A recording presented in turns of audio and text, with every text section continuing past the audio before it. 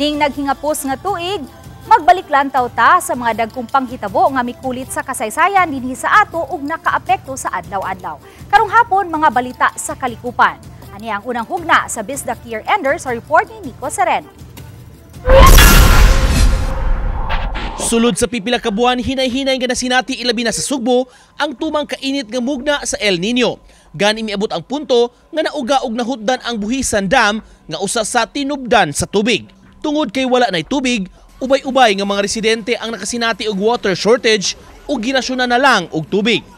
Ug kay dili na maantos ang kainit, labi na sa mga tunghaan, ubay-ubay nga mga eskwelahan sa Central ug Eastern Visayas ang nagkanselar sa ilang mga klase ug nagpatuman sa modular ug blended learning.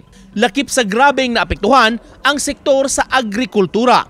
Tungod sa danyos nga mugna sa El Nino, ubay-ubay nga mga LGU sa Central ug Eastern Visayas ang mideklarar og state of calamity. Usa niini ang probinsya sa Bohol. Tungod kay walay uwan nga nasinati sulod sa pipila ka buwan, girespondihan usabang ubay-ubay nga mga sunog o grass fires.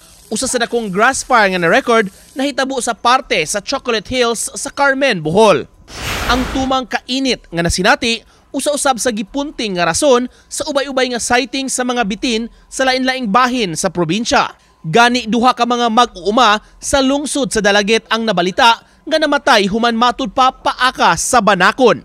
Patay usab ang 3 anyos nga batang babay sa Catarman, Northern Samar human paaka sa King Cobra.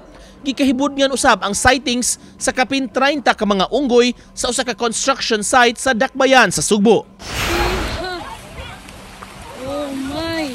Ang kainit wala lang masinati sa yuta. Kay daghan ang nagtuo nga tungod gihapon sa sobrang init, napadpad usab sa nagadayang baybayon ang mga tamban o mga gagmay isda. Apan gipasabot sa BFAR 7 nga resulta kini sa off-season nga gipatuman sa ahensya.